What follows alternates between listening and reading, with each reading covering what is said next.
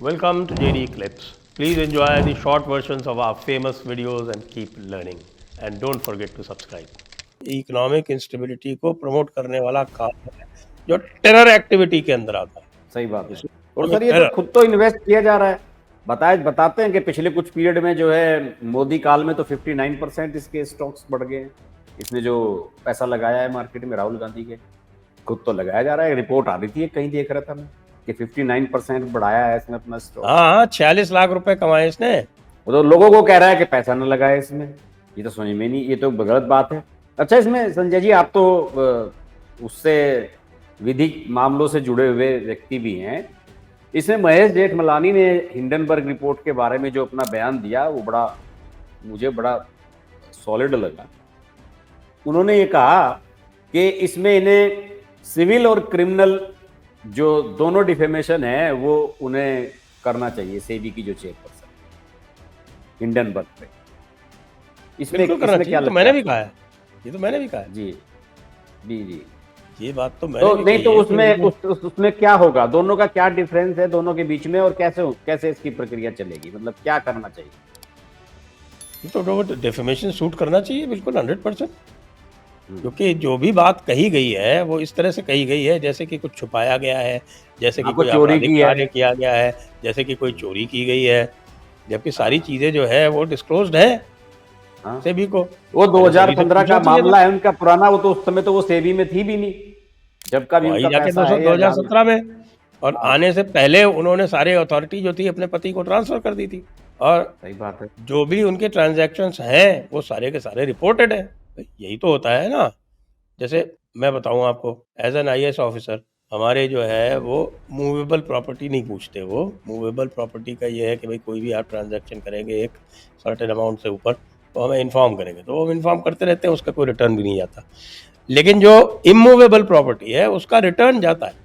तो यदि हम कोई इमूवेबल प्रॉपर्टी छुपाएंगे तो हम रिस्पॉन्सिबल हैं। हमने रिपोर्ट कर रखी है तो हमें आप अपराधी नहीं ठहरा सकते। सेबी के डिस्क्लोजर में इमूवेबल, मूवेबल और ख़ास तौर से ये जो कैपिटल मार्केट ट्रांजैक्शंस हैं वो रिपोर्ट करने पड़ते हैं, सारे रिपोर्टेड। लेकिन जो मूल प्रश्न है वो ये है कि साहब कि ये पार्लियामेंट ख़त्म होने के बाद आई रिपोर्ट, तो पार्लियामेंट में जो हंगामा होना चाहिए था वो नहीं हो पाया। ऐसी गड़बड़ी कैसे हो टाइमिंग की? ये वास्तव में गड़बड़ हुई है। देखिए इस बार ये मात खा गए। प्लानिंग इनकी यही थी। जो इसमें रिपोर्ट्स अभी सामने आ रही हैं, अभी हालांकि मीडिया में भी आ जाएंगी अभी 2-4 दिन में, लेकिन अभी दिल्ली के सर्कल में जो बातें सामने आई हैं उसमें तो ये भी बताया, क्योंकि इसमें हुआ क्या है, देखिए इसमें जब भी हिंडनबर्ग की रिपोर्ट आती है तो 3-4 बड़े बड़े मीडिया हाउसेस को विश्वास में ले लेते और सबसे पहले वो रिपोर्ट उनको दी जाती है, या तो वो किसी एजेंसी वाले को दे देते हैं कि भाई आज आप इसे छापो और आज ही हमारी पब्लिश मान ली जाएगी रिपोर्ट। तो उनकी प्लानिंग होती है, इंडियन एक्सप्रेस को देनी है या किसे देनी है, वो सब उनकी प्लानिंग का हिस्सा होता है। तो इस बार ये बताया जाता है कि पहले इनकी प्लानिंग ये थी कि जब बजट आ जाएगा, बजट सोमवार से सेशन शुरू होता है, मंगलवार को बजट आ गया था, 1-2 दिन उस पर चर्चा होगी और फिर जब फ्राइडे की शाम को जब पार्लियामेंट जो है वो जाएगी छुट्टी पे, तो उस दिन शाम को ये रिपोर्ट छापी जाएगी, जिससे शनिवार और इतवार आपको पता है कि मार्केट भी बंद रहती है, पार्लियामेंट भी बंद रहती है, तो मंडे में जैसे ही खुले उसका रिएक्शन हो और मार्केट गिरे और फिर पार्लियामेंट में हंगामा हो। प्लानिंग तो हर बार ऐसे होती है। हाँ, लेकिन इस बार क्यों नहीं हुई? हाँ, इस प्लानिंग इस बार फेल कैसे हुई? प्लानिंग इस बार फेल ऐसे हो गई कि वो 4 तारीख को ढाका में वहां बवाल हो गया और वहां पे वो स्टूडेंट्स पे फायरिंग हुई, पुलिस ने फायरिंग की और उधर से जवाबी फायरिंग हुई, और फिर 5 तारीख की सोमवार को शेख हसीना को लेके बवाल हो गया, वो आ गई यहाँ पे।